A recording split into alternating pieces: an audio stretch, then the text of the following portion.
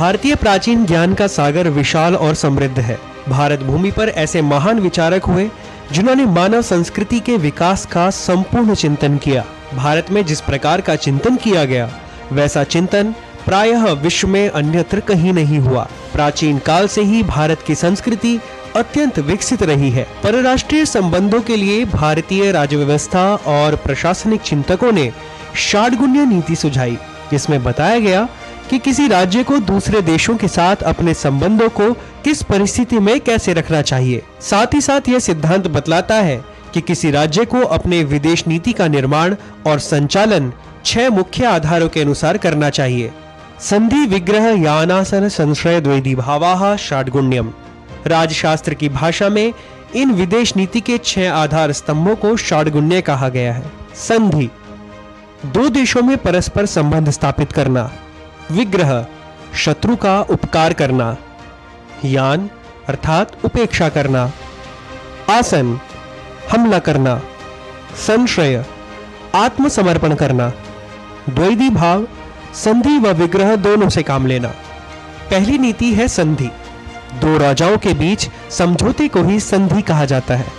किसी भी राजा द्वारा संधि करने का एकमात्र उद्देश्य यह होना चाहिए कि वह शत्रु राज्य की शक्ति को नष्ट करे और स्वयं को शक्ति संपन्न बनाए। एक राजा को शत्रु से संधि उस समय करनी चाहिए जब उसे लगे कि वह शत्रु पर किसी भी तरह विजय प्राप्त नहीं कर सकता। विग्रह अर्थात युद्ध। विग्रह का अनुसरण एक राजा को उस स्थिति में करना चाहिए जब वह अपने शत्रु को स्वयं से निर्बल देखे, उसकी स्वयं की युद्ध व्यवस्था पूर्ण और सुदृढ़ हो। राजा को अपनी विजय के प्रति आश्वस्त होने पर ही विग्रह का मार्ग अपनाना चाहिए। कहा गया है, यदा प्रकृष्टा मन्येत सर्वास्थ प्रकृतिर्भीषम अत्युच्छ्रुतम तथात्मानं तदा कुर्वीत विग्रहम। जब राजा अपने मंत्री आदि संपूर्ण प्रकृतियों को दान मान आदि से खुश किए रहे और अपने को हस्ती कोशादि सेनांग से संपन्न समझे तब विग्रह करे। यान, आक्रमण या युद्ध अभियान ही यान है। यह विग्रह का अगला कदम है जो वास्तविकता पर आधारित होता है।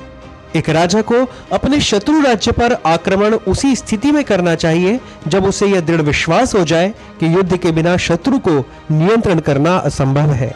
राज्य की विदेश नीति के निर्धारण और संचालन में यान महत्वपूर्ण भूमिका का निर्वहन करता है।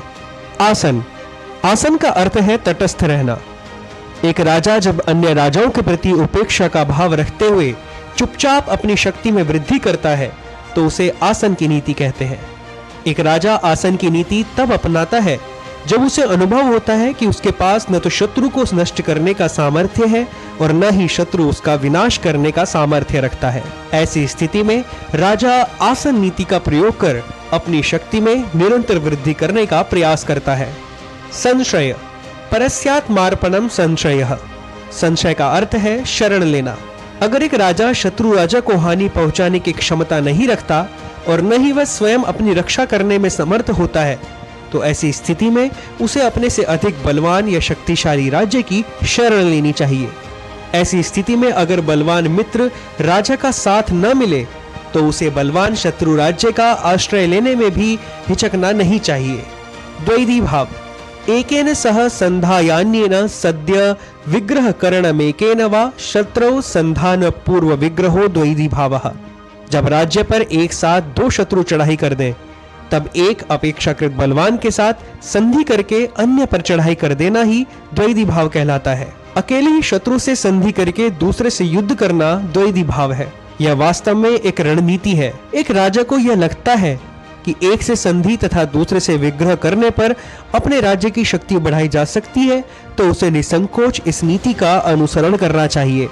इन नीतियों का विकास व्यवहार पर आधारित है। राजा अथवा राज्य को कई बार ऐसे अवसर देखने पड़ते हैं जब उनके सामने चुनौती बहुत शक्तिशाली तथा कई बार बेहद कमजोर होती है। ऐसे में राजा को परिस्थितियों के अनुसार इन नीतियों का अनुसरण करना चाहिए। Nitish Bhardwaj, DD news.